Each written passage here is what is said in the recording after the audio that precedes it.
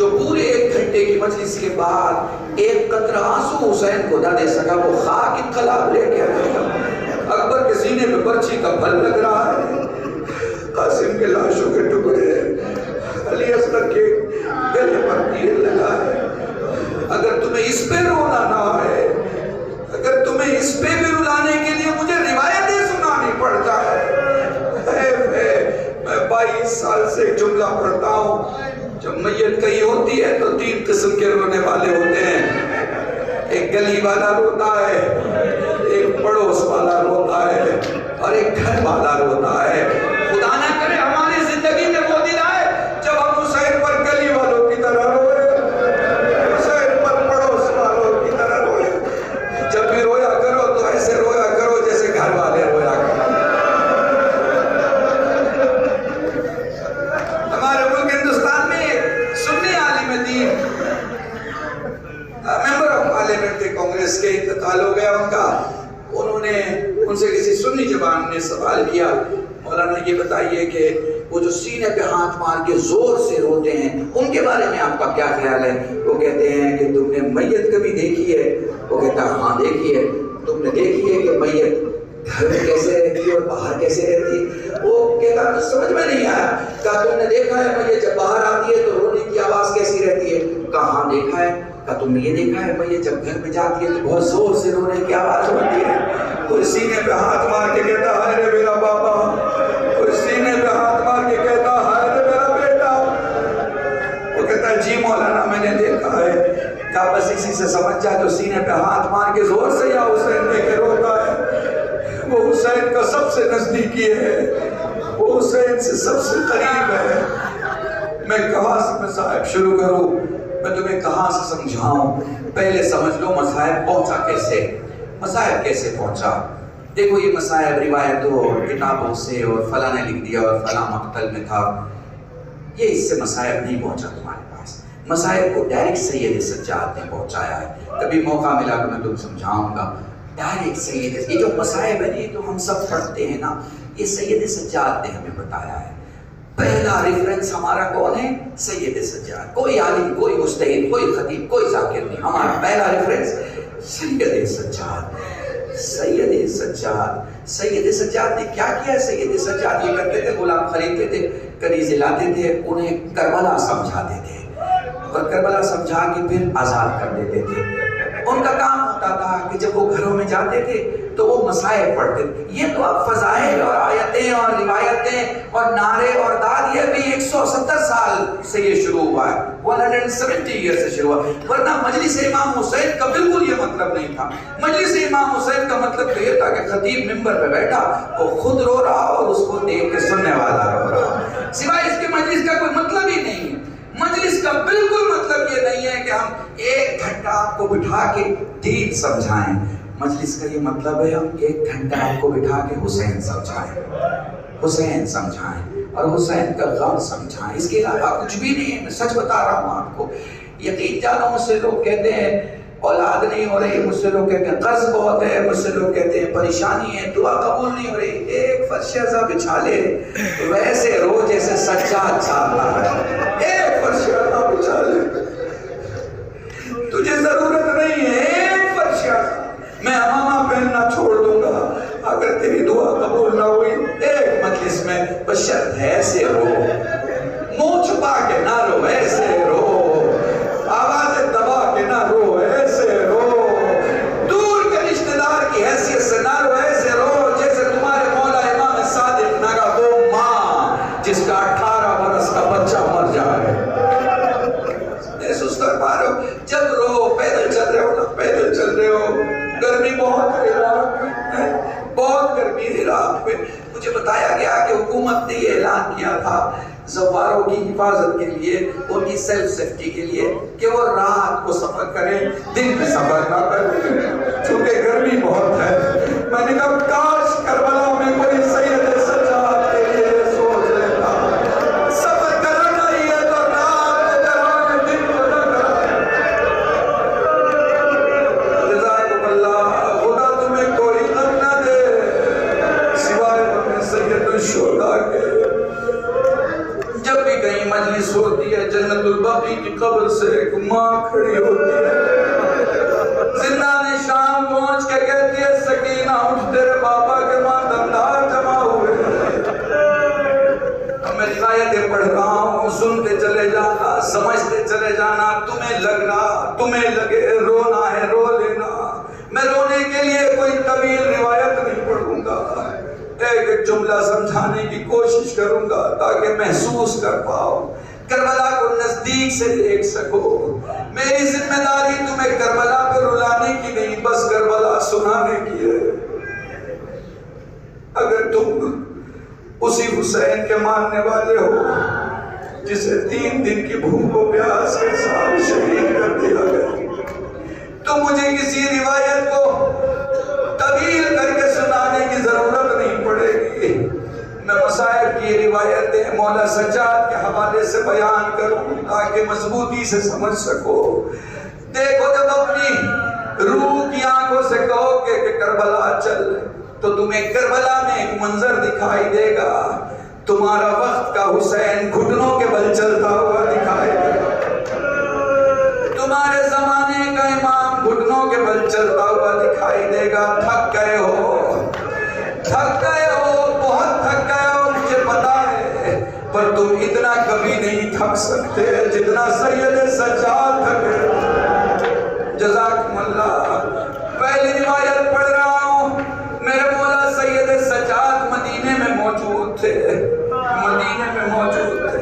تاکہ تم اپنی عظمت کو سمجھ سکو۔ مدینے میں موجود تھے، مجلس بپا تھی، میرا مولا سجاد بیٹھا تھا، کوئی مصائب پڑھ رہا تھا، خوب روئے۔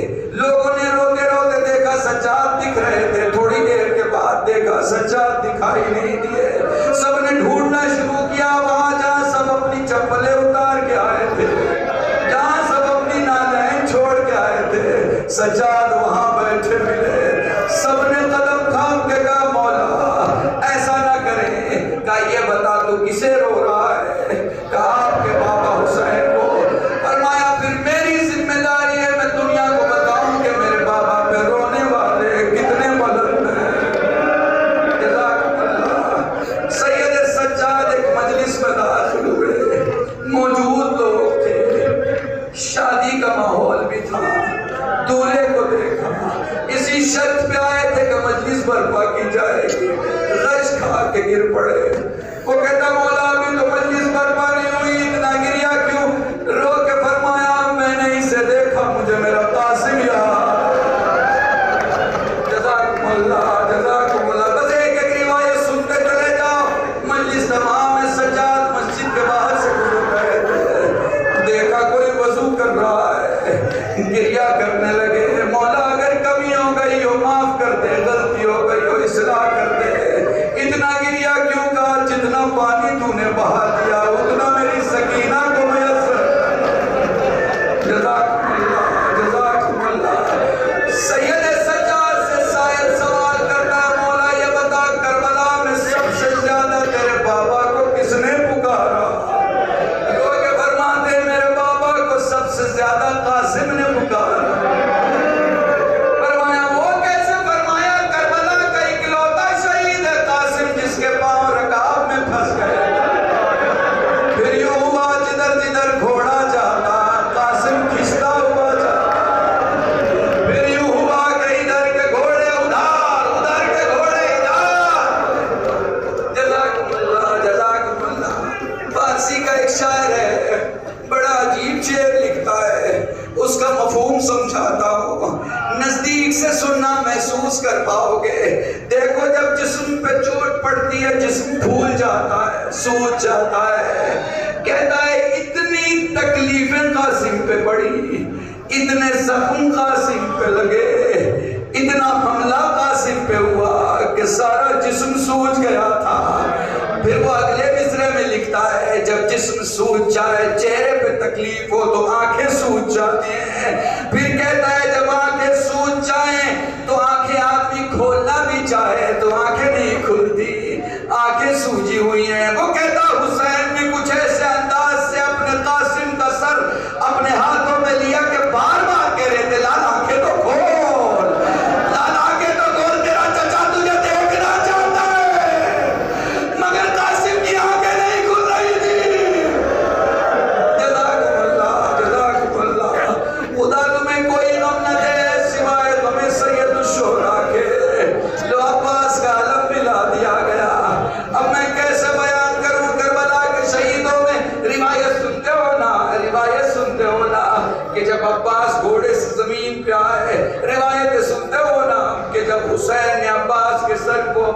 زانوں پہ رکھا، اپنی گود میں رکھا. سنتے ہو نا؟ تو عباس نے کہا تھا مولا خواہش ہے جب دنیا میں آیا تھا آپ کے چہرے کی زیارت کی تھی، اب جا رہا ہوں آپ کے چہرے کی زیارت کرنا چاہتا ہوں. سنائے نا یہ روایتیں. پھر سوچو جب سامنے موجود ہے تو عباس کہتے ہیں مولا ایک آنکھ میں خون ہے، ایک آنکھ میں تیر ہے. سنائے نا سب سے. پھر ذرا سوچو جب گود میں عباس ہے تو عباس کو بتانے کی ضرورت کیوں پڑی کہ میرے آنکھوں میں لہو اور آنکھوں میں تیر ہے؟ کیونکہ عباس کے گھوڑے سے گرنے کے بعد حسین کو دکھنا بند ہو گیا. حسین کی آنکھوں کا نور. جزاکم اللہ، جزاکم اللہ. آخری روایت سن لو اور مجلس تمام ہے. اس کے بعد بھی مجلس ہوگی. سن لینا، مصائب ہوگا پرسہ دے لینا، نوحہ ہوگا ماتم کر لینا.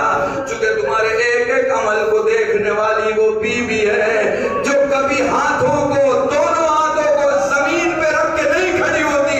بس ایک ہاتھ زمین پہ ہوتا ہے، دوسرا ہاتھ پسلیوں پہ ہوتا ہے. جزاکم اللہ، جزاکم اللہ. خدا تمہیں کوئی غم نہ دے سوائے غم سید الشہداء کے. چلو میں ایک اور منظر پیش کرتا ہوں. فارسی کے ایک شاعر نے پھر اسے بیان کیا ہے، اپنے نئے انداز میں بیان کیا. وہ کہتا ہے ماں بچوں کو بہت چاہتی ہے، ماں بچوں کو بہت چاہتی ہے. جب بچہ اپنے درد کی شکایت کرتا ہے ماں کہتی ہے بیٹا ٹھیک ہو جائے گا. بچہ پھر روتا ہے، ماں دوا دیتی ہے بیٹا ٹھیک ہو جائے گا. بچہ پھر روتا ہے. پتہ ہے جب دوا دینے کے بعد بھی بچے کا درد کم نہیں ہوتا تو ماں ایک دعا کرتی ہے الہی اگر اس کے حق میں یہی لکھا ہے تو اس کی مصیبت مجھ پہ آ جائے، میرا بچہ بچ جائے. وہ کہتا یہ وہ حالت ہوتی ہے جب ماں درد تو ٹھیک نہیں کر سکتی، پھر کہتی ہے پروردگارا سارا درد مجھے دے دے. وہ عجیب منزل میں کہتا ہے حسین کے سر پہ جب خنجر چل رہا تھا، حسین کے سر پہ جب خنجر مارا جا رہا تھا، یہ وہ کیفیت تھی جب زہرا کہہ رہی تھی پروردگارا.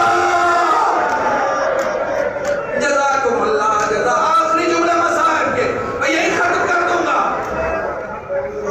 یزید نے شمر سے سوال کیا یہ بتا تو نے حسین کو کیسے مارا؟ آخری جملہ کربلا چلے جانا مجلس تمام ہے. یہ بتا تو نے حسین کو کیسے مارا؟ وہ کہتا ہے 12 ضربوں میں یا 17 ضربوں میں. دو طریقے سے علماء اور ذاکرین بیان کرتے ہیں 12 ضربوں میں یا 17 ضربوں میں. یہ بتا کیا تیری تلوار تیز نہ تھی؟ وہ کہتا میری تلوار تو بہت تیز تھی مگر تجھ سے انعام لینے کے لیے راستے پہ پڑے پتھروں پہ